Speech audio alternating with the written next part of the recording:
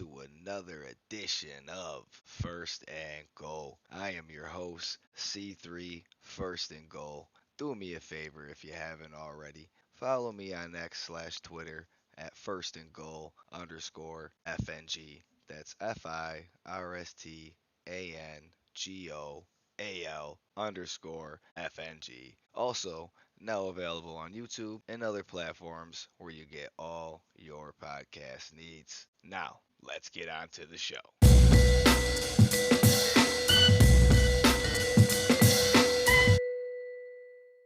Ladies and gentlemen, we have ourselves a victory Monday when the Carolina Panthers took on the Las Vegas Raiders Sunday, 4 p.m. at Allegiant Stadium, winning in a blowout fashion 36 to 22. Can't even believe I'm saying it right now. 36 points. Blowing them out, shocking the NFL and football fans worldwide. Just unbelievable. Just unbelievable, ladies and gentlemen. Wow. So pumped. Let's flip and go. Absolutely gassed up. So many things that we're going to talk about on the show today. Obviously, Andy Dalton's debut. We're going to go into the PFF grades, keys to victory, all of that stuff, as always. And oh my God. And again, I'm just at a loss of words because I'm so ecstatic that we finally got a win with Andy Dalton at the helm. The Red Rifle literally resurrected in Carolina and just looked tremendous in every facet, from footwork to precision with accuracy to just reading, checking blitzes, just the veterans, savvy, looking great out there. Absolutely excellent. And, I'm super excited. This is a late night recording, so forgive me for my, miscues or whatever, but hey, we're out here, we're getting it done. But hey, it's a victory week, and I'm so excited to be reporting a victory. So yeah, let's get into some stats. Let's talk about it today, huh? Let's see what we got going on. So, as we know the Carolina Panthers won finally. If you didn't, yes, we did. 1-2. Here we go. And let's talk about this box stats. Let's see what we got here. What do they look like? So, Carolina Panthers first downs 24. Las Vegas 20. Passing first downs, Carolina had 15, Raiders had 15. Rushing first downs, Carolina 8, Raiders 3. First down from penalties, 1, Raiders 2. Third down efficiency. Big key things here that we're going to talk about. Carolina was 5 for 12, and the Raiders were 3 for 11. So quick touch base on that. It's a little bit better than obviously we've been seeing. I would love to see those numbers just a little bit more. I'd like to be a little bit more than 50%, in the 60s, whatever, but still much big of improvement. We got the win, so we're not going to nitpick it. It's going to be all good stuff here. Fourth down, we didn't have to go fourth down. And when you don't have to go fourth down, you know you're going to be winning games. We were 0 for 0, where the Raiders were 1 for 3. Seems like this column here is going to be similar to ours usually from the last couple of games, but different now because we had a different quarterback, and we're going to talk all about that. But let's get the stats quick here. So yeah, total plays we had 70. Raiders had 59. Key problem right there. Not able to run the ball and control the ball, which we'll get into. Total yards, Carolina, we had 437 total yards. Unbelievable, almost 500. We'll keep it small here by 450. I won't over exaggerate too much, but yeah, 450 total yards. Let's go. And the Raiders had 331, so it's not like they weren't making plays out there.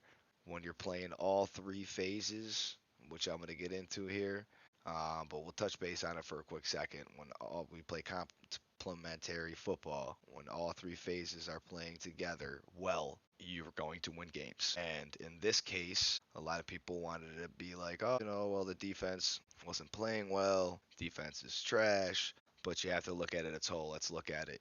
Okay, when the defense is on the field for the majority of the game, they're going to be tired. They're going to give up plays. The defense can't win the game by themselves. You need offensive production.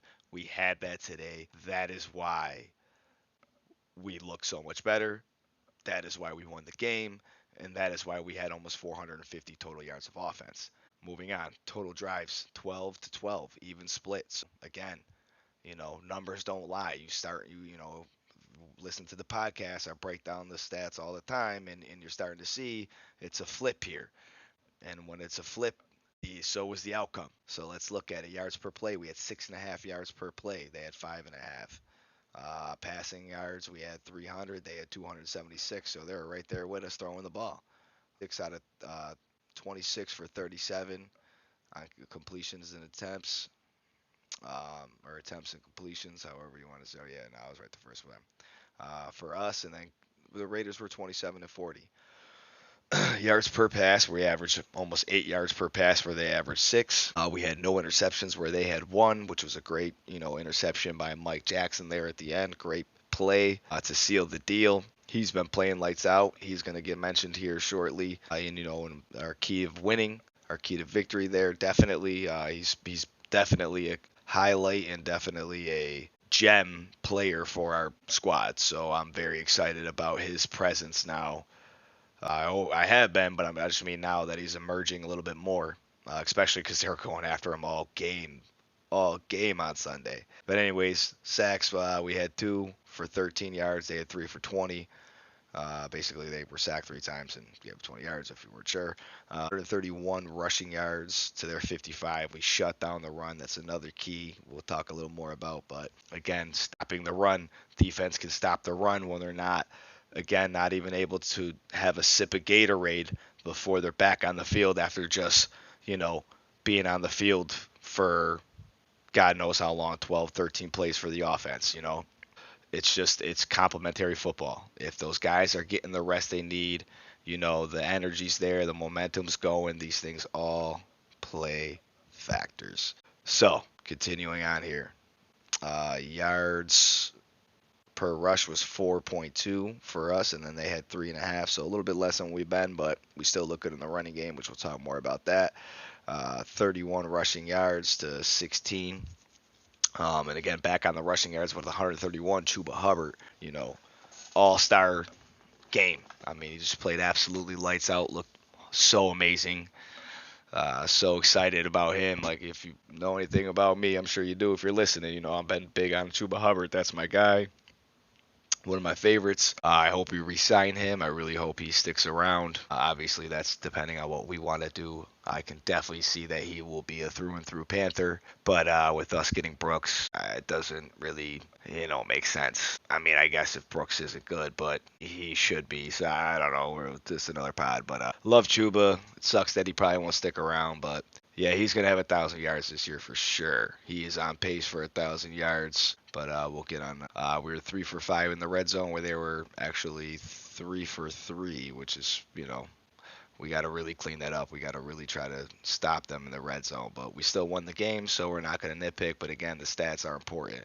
And then penalties. Penalties were, this is a funny one. We had 7 for 51 yards. They had 6 for 54. But when I was watching the game, I'll totally be honest with you. I shout out to that ref, number 52. I forgot what his name was. It's escaping me right now, and I didn't note it, so I do apologize. But, yeah, that ref, he apparently played, refed one of the Super Bowl games. They were saying that.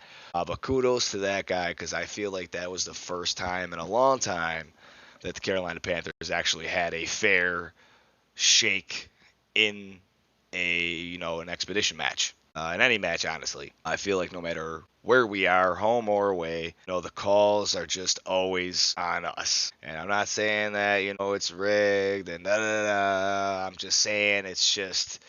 It hurts, and I see it all the time. It just almost seems like it's always on us, and I don't want to sound like that guy, but I'm sure there's other fans that can relate to that.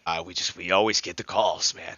It'll be, we'll be literally, gasping for air, praying for, a touchdown, and we finally start to drive down the field a little bit, even after maybe a penalty or two. We're still maintaining a little momentum, and then on a 3rd and 12 or something, we break a big play, and here comes the flags, and it's tooken back. Now it's 3rd and 25, and forget about it. Any chance, any momentum, everything's gone, and it's so consistent that's why I'm bringing it up. And I was very surprised to see, in my idea, or in my opinion, that was a fair shake at the game, even though we had more penalties than they did. And by that I mean critical play was a third down play where Deontay Johnson caught it over the middle. It was like a 3rd and 12, 3rd and 14, or something like that. And yeah, Deontay Johnson catches it over the middle. A penalty was called, but it was on the defense. And essentially, right then and there, that's, originally before the call was on defense, I'm like, here we go. See, so we get some momentum going. We're looking good. And now the penalties, man. Like, we just can't get a fair shake. And it was on the Raiders. And I was very, very happy about that. And, consistently throughout the game, I felt like it was a very fair called game, and that's all I'm asking for. I'm not saying that we need to be not getting calls or anything like that. Nah, I'm saying that I just want a fair opportunity. I don't want to have to play the team and the refs. I just want a fair game. You know what I mean? If you're gonna call a bunch of BS stuff on us, I want to see some BS stuff on them too. And I don't mean garbage time either, when it's fourth quarter and they're already up 30 points. Now you want to start calling penalties on them. Forget about it. Get out of here with that. But anyways, so turnovers, moving on to turnovers. We had 0, they had 1, no fumbles apiece. And then again, they had the interception, no defensive or special team touchdowns. And the big one, my holy grail here, time of possession. The Panthers had 36 minutes of time of possession, ladies and gentlemen, 36 minutes. If you listen to my podcast prior, I've talked about it all the time. Every game so far that we have lost, we have not won what? Time of possession. But this game we win time of possession, and lo and behold, we win the game. So again, if you're listening to my stuff, well, maybe you're starting to understand, what I'm saying makes sense, and I ain't such a amateur slash, just a, guy, just on making a pod, doing his thing, which is, kind of the case. But again, I'm very oriented here. I'm doing my research, I'm digging, I'm doing my homework, I'm watching the games. I'm trying to do as much as I can to be fully enveloped into this outside of, obviously having 5 kids. So, yeah, this is pretty, this is what it is. 36 minutes of time of possession. That's what's going to win you games. Hands down. And then on the other side, where the Raiders had 23 minutes, it sounds just like exactly what we dealt with the last couple of games. We're not getting first downs on third down. We're not controlling the time of possession, and we can't run the ball. All 3 of those things came into play, and that's why we won the game. That's why we're having a great conversation, a great week this week, because I know we're all feeling good right now from this win. I know I am. I know I'm having a great week. I do have to go back to work coming up here in a couple of weeks, so I'm not happy about that. I've been really enjoying this vacation and this family time, but yeah, it is what it is. Reality sets in. Hopefully I'll luck out and I can make this my job. That's really the idea. Again, I don't need to be top dog in the business here. I just want to be able to feed my family and then do what I love. Like we all want to do, right? So, but yeah, that's the stats for our victory against the Raiders. And let's talk about some situations that happened. Big thing, obviously, is all we all know. Andy Dalton's debut.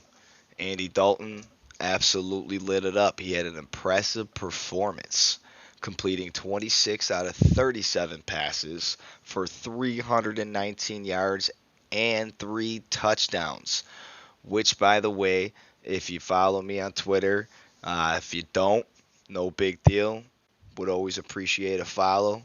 But either way, you can go ahead and take a look. My predictions for Andy Dalton's performance this game, and again, go ahead and verify it, was that he was going to have over 250 or 275 passing yards.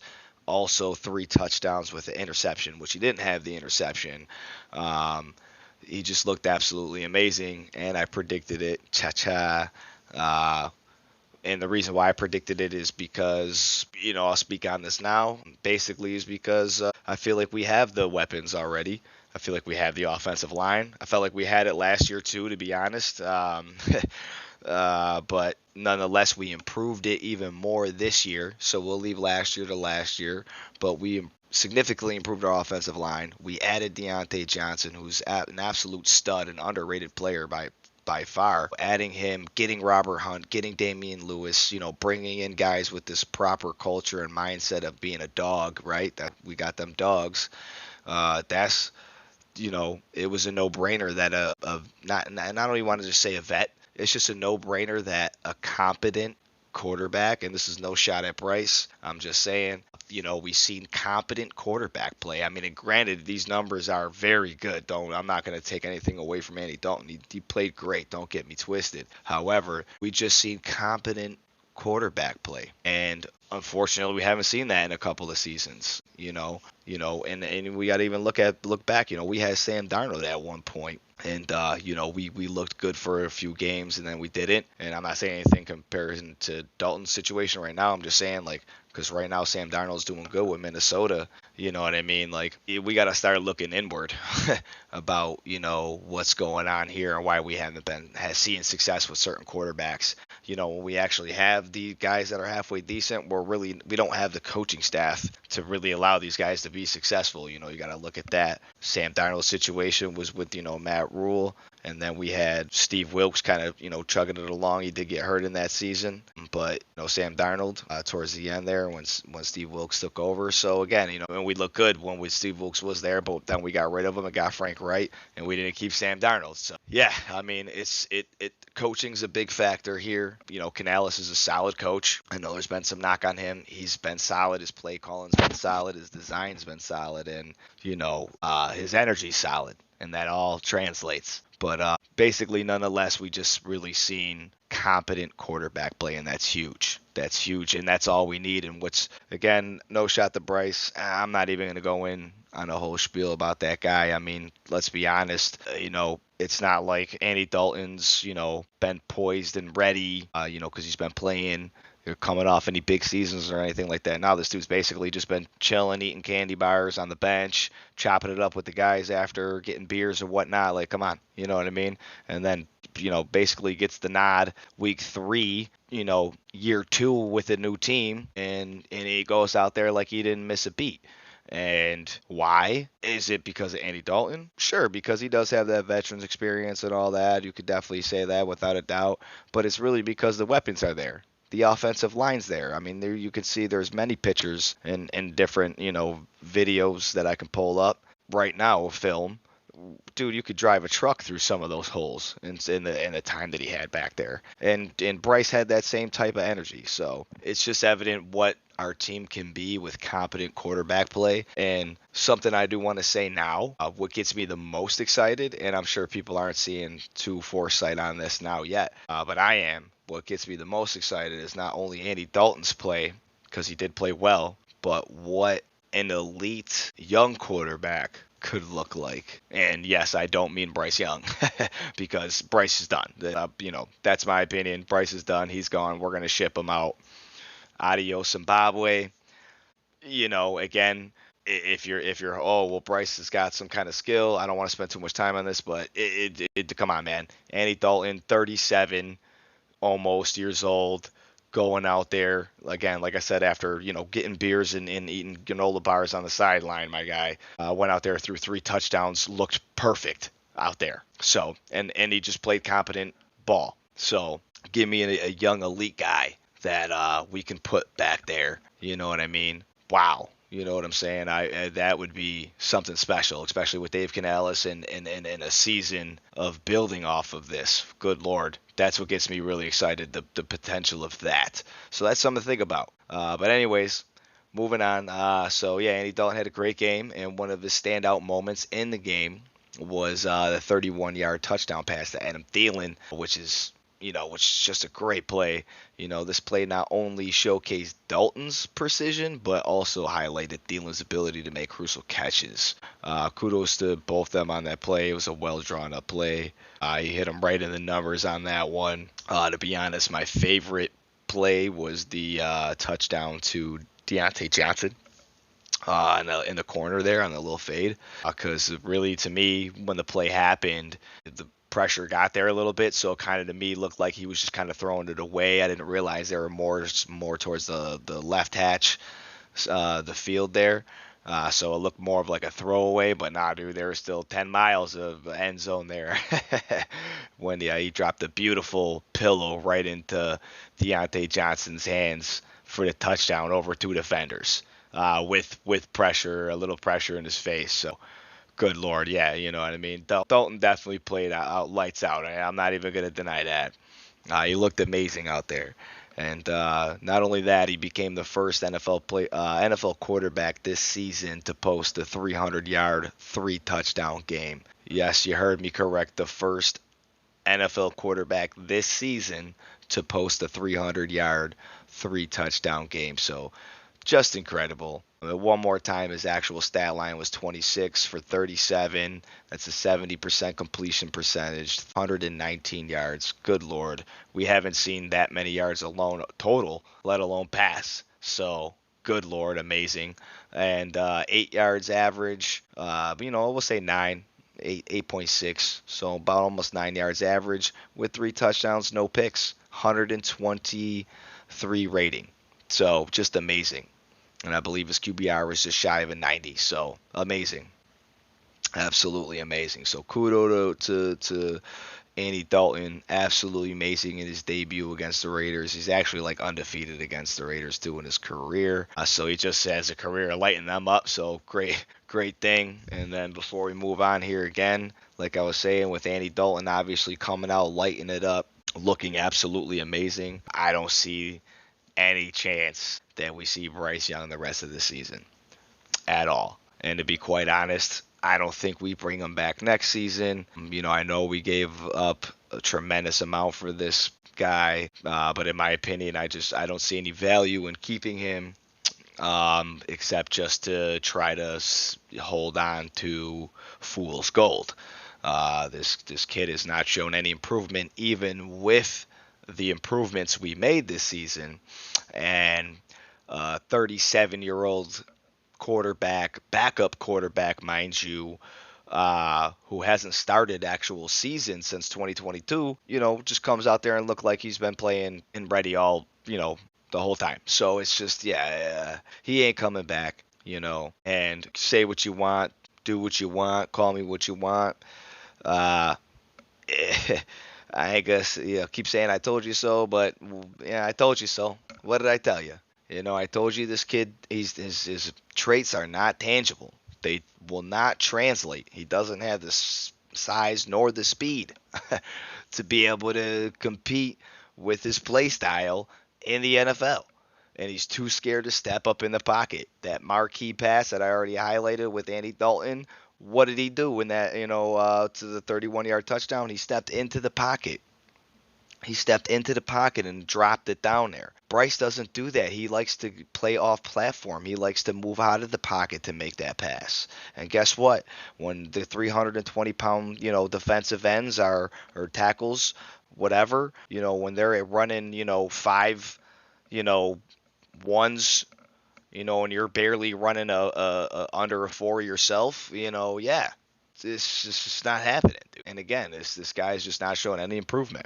And let's just be honest. He's shown zero improvement. And like I said, a guy who's been sitting on the bench basically came out and lit it up. I don't care that he's a vet. I don't want to hear any of that. I'm telling you right now, like I said, what we should be more excited about is when we get the true elite young quarterback player with the potential to come along and really excel this team. Trust me, it's going to happen. That's where I'm most excited about.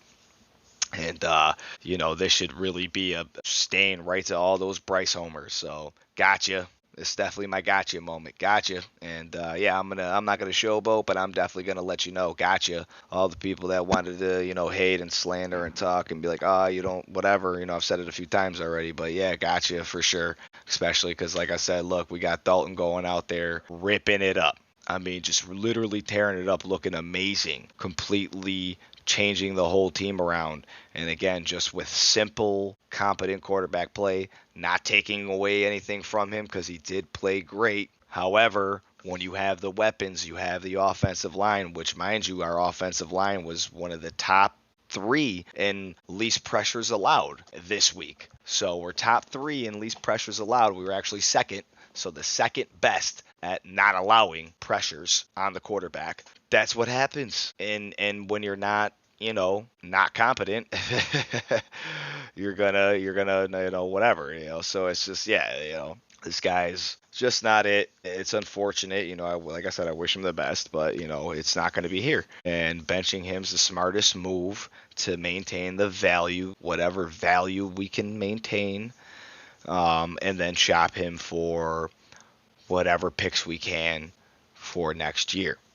Not going to get into all that and who we're going to take and what we're going to do. That's a whole another time, but let's move on for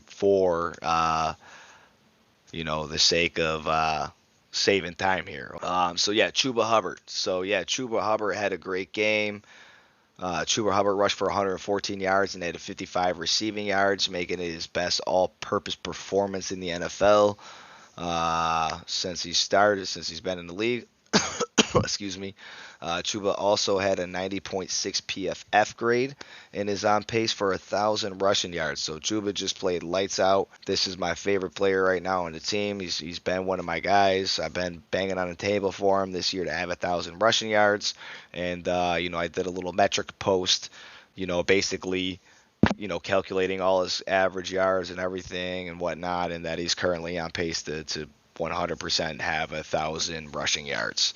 Basically, if he averages 64 yards for the rest of the game, for the rest of the year, he should be close to 1,000 yards. So, something like that. I don't know. I got the numbers up there. Check it. It's on my Twitter. But yeah, Chuba Hubbard, once again, big shout out because he was like one of the best players of the week, PFF wise. So yeah, dude's just a beast. I'm tired of people disrespecting Chuba Hubbard. Don't need to say it anymore. He's doing it for himself now. Yeah, put some spec on Chuba's name, baby. That's my guy. Anyways, moving on. Deontay Johnson also had a career game. He recorded 8 receptions for 122 yards, marking his best career reception performance. So that's what I mean, dude. This is what happens when you have competent play. Everybody gets to light it up. Everybody looks good. And it all stems from the quarterback. It all stems from the quarterback. That's why we've seen a bad team over the last couple of seasons, because we've had a bad quarterback. Yes, ladies and gentlemen, I said it. We've had a bad quarterback. And who was that quarterback? Bryce Young. You can miss me with all the other stuff. I don't care what ESPN says. I don't care what NFL on Fox's news got. I don't care what none of them got to say, man. They're all pushing a narrative. They get paid to do this. I don't. This is my opinion, however, but the numbers and the stats don't lie. Moving on. Jadeveon Clowney also led the defense with 8 pressures and a sack, significantly disrupting the Raiders on offense, looking great, helping, that run defense, which is the whole reason why we brought him in, allowing only 55 rushing yards on, total on the day. Amazing job from the defense. And individual performance here from Jadeveon Clowney. Also, we got to bring in a nice shout out to a couple other guys. I got to make this quick, but Mike Jackson, he had an outstanding game as well. He logged a career high 9 solo tackles. 9 solo tackles. Insane. And he had an interception. He absolutely played out of his mind. And he was a crucial part of limiting the Raiders to offensive opportunities and showcased his ability being a key player in our secondary. So kudos to Jackson. He's really been balling out.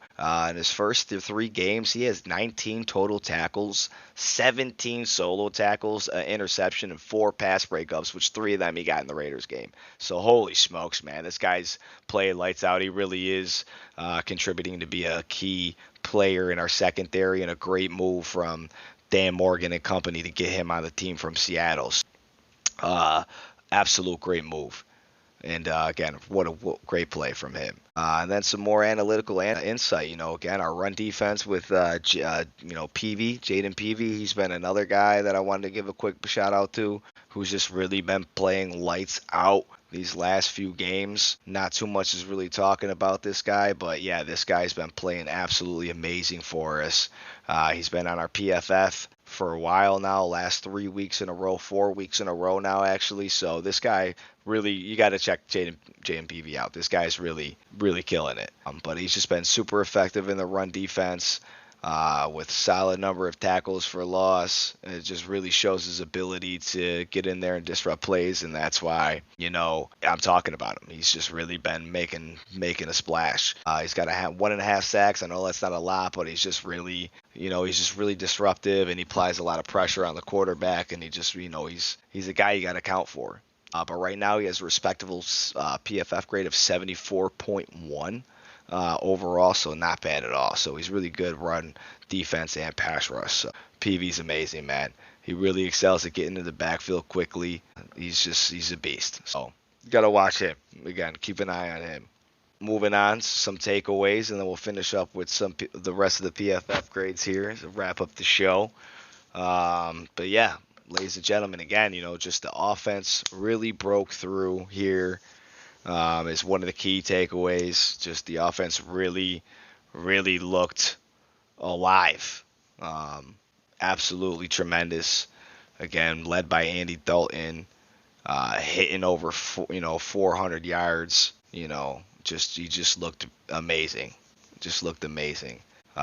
This is also the first time we've had a 300-yard passer, a 100-yard rusher, and a 100-yard receiver in the same game. So another fun stat fact there.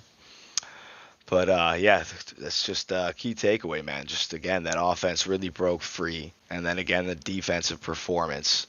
They really managed to contain the Raiders. We limited their scoring opportunities. We shut them down on the run. They only had 7 points entering the fourth quarter. So, I mean, yeah, it's good luck trying to win. And then we just consistently were actually able to get pressure on Gardner Minshew and shut down the run game, like I had said. So we put them in very difficult situations on third down. That's why they were unable to win offensively on their side. So just absolutely kudos to the defense, kudos to the offense, and then a big factor, the winning the turnover battle. Again, we only got one there, but we didn't turn over the ball, so that's key, and that's something that Coach Canales preaches about. And again, that interception was highlighted by Mike Jackson. And then again, like I said, third down. Third down's our key. We went over it already, but we excelled on third down offensively and defensively because we stopped them on third down a lot of times, which was great. And again, that's going to allow you to win games because that controls the tempo of the game. But finishing off here, we did have an injury. Adam Thielen did leave the game after that big catch that he made for that touchdown with a hamstring injury. Update on that, he was placed on IR Tuesday. So today technically he was placed on IR. And fan favorite Jalen Coker was promoted from the practice squad as a corresponding move. So I'm very excited to see him out there with Dalton. I like Jalen Coker myself as well. Holy Cross kid, if you're unfamiliar with him. Taller guy. I had a good, with that big touchdown on Buffalo on the preseason game. So, yeah, he's definitely a fan favorite, somebody to keep an eye out, especially next week for Cincinnati in Carolina.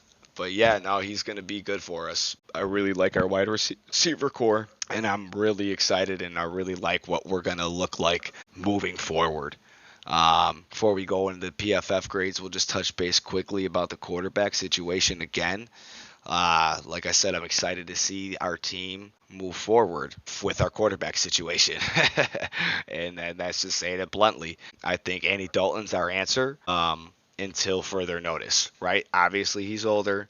We're not going to be able to keep him forever. He's not the answer like that. I mean, he's basically the bridge player until we find our quarterback. So we just have to really make sure that our scouting team and Dave Canales and Dan Morgan really put their best foot forward when they do their research with their scouting team. Okay, we can't get caught up on guys that won the Heisman Trophy and this, that, and the third. This media miss me with all that, bro. That stuff, generally those dudes are never good. It's not all the time, but it's most of the time, in my opinion. So we just really got to do our research, do our homework. Please don't get caught up in the media attention with these guys unless it's worth it.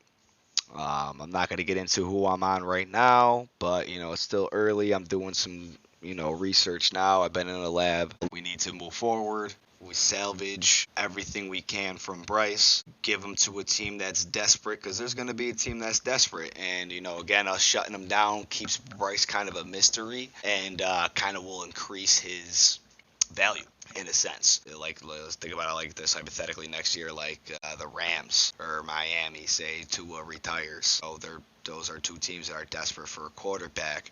Bryce hasn't played all year. He's still riding off that media love and all those homers that are like, oh, he's still a great quarterback. Da da da. Cool. Yep. Boom. We'll give you. We're gonna want a decent bag for him. What the kids say these days, but get what you can, and then try to make a proper evaluation on a new quarterback, whoever that is, and just stick with Andy Dalton. You can at least get another 2 seasons out of him. Look how long Tom Brady played. You know what I mean? This is just the route we need to take, is keep the veteran out while we develop a quarterback, and we properly actually develop a quarterback. Now, if we would have did this with Bryce Young off rip, where he would have sat last year and this year, and then next year he would be our quarterback, sure, that would have been much better. But to be quite honest with you, it wouldn't have mattered, because it wouldn't have translated. What we should really be thankful for is that we caught this a little early. I'll be honest, I knew off rip that the dude wasn't going to make it, but hey, call it what you want. But nonetheless, I knew relatively early from his film that he in college it wasn't going to translate. But here we are. Good news is we caught it early for us as Carolina Panthers, and we can move forward. So that's my piece. So PFF grades, and let's wrap up the show. So PFF grades, best offensive grades, as I said, number 1, Chuba Hubbard, with his outstanding performance, had a 90.6 overall, one of the best in the league, I believe, this week, so kudos. Number 2, we got Andy Dalton with a 78.8. Of course, our 2 best players, Andy Dalton, Chuba Hubbard. 3rd best player, Deontay Johnson with a 77. Go figure. It's see how the correlations, everything starts to correlate. Correlate doesn't lead to causation. However, in this case, it does. Ike Ekwonu, 76.2. He did get a good PFF grade. Real quick though, he needs to tighten up. You got to tighten up. He was definitely giving up some plays there. I wasn't too happy with Icky. He did play much better. You know what I mean? I don't want to say much better, a little bit better than pass, but he got to tighten up. I got some film on him. He's got to tighten up. That's another pod though. But Icky's got to tighten up. I do still love you though, Icky. But you really got to work on that pass pro, man.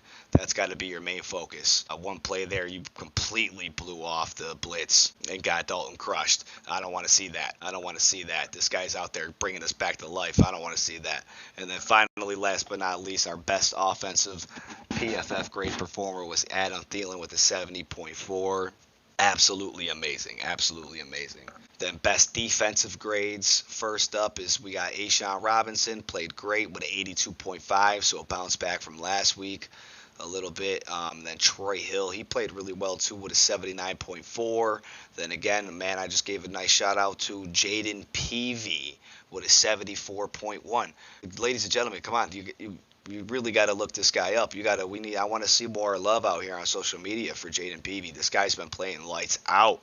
And if Peavy, if you're listening, man, dude, DM me, man. Let's get you on the show. Let's get you, I would love to interview you. You've been playing great. I would love to do an interview segment with you, just about your performance and everything. Honestly, I'll probably try to reach out to you myself. But anyways, moving on. Jaden Peavy, 74.1. My man. Yosi Jewell bounced back with a 73.6 after being one of the lower ones last week, so I love to see that. He played very well, too. Almost had an interception. And then Taron Jackson with a 69.6. So, we had some guys play pretty good for us, even some rotational guys. And then we'll do the worst here and wrap it up. But worst grades, we had, unfortunately, Jatavion Sanders with a 43.1. Chandler Zavala had a 48.2. Tommy Tremble had a 52. Brady Christensen had a 54. And then Legette was in there again on the bottom with the worst with a 54.6. Hate to see it, but again, he's going to come along. I've seen some people kind of knocking Xavier Legette. I did say, in my breakdowns that he would be an immediate impact player. However, he does need time to develop, his route running. He's got to get that sharpened up. That's going to take some time. It's not going to happen overnight. But if we do utilize him more on those quick slants, quick, bubble screens, wide receiver screens, stuff like that, we can get him moving and a little bit better utilized. But, not terrible, though. And then worst defense grades here, we got Jamie Robinson with a 41.2, Nick Scott with a 48, Deshaun Williams with a 49, Trevin Wallace with a 49, which I hate to see that because, he looks like a missile out there. And then Xavier Woods with a 51, and he was talking all that junk at the end of the game, and he was one of the worst players. But still love the energy, still love everything about this game. I'm just so excited and so happy that we won, as I'm sure all of us are as well. And we did it, Panther fans. Ladies and gentlemen, Demon Days, we did it. We won. We have finally a victory Monday, a victory week. We have optimism. We can be happy and look forward and watch the highlights from the other teams and not be like, dang, we got crushed and whatnot. I don't know if that's how you are. I know that's how I am. I can't really get into it when we get murdered. But nonetheless, yeah, we won, and energy is high, spirits are high. Andy Dalton moving forward is our QB1, and we will win games. So that just brings up more questions, to be perfectly honest. Like, what do we do from here? This, that, and the third, which will be another podcast. And that will be the show for today. But I do, as always, appreciate everybody that's been listening and following me through this podcast journey, as always. I really appreciate all of you. Thank you so much. Without you guys and obviously the Panthers, I wouldn't be doing this. And it just really means a lot to me that, people are actually listening. It really does. So as I said, I'm going to continue to grow and get better. So hopefully you kind of can see some improvements. Again, I am just winging this. No help. Doing it all on the dolo tip, as we like to say out here in New York. But once again, God bless. Everyone take care. As always, keep pounding. And first and goal.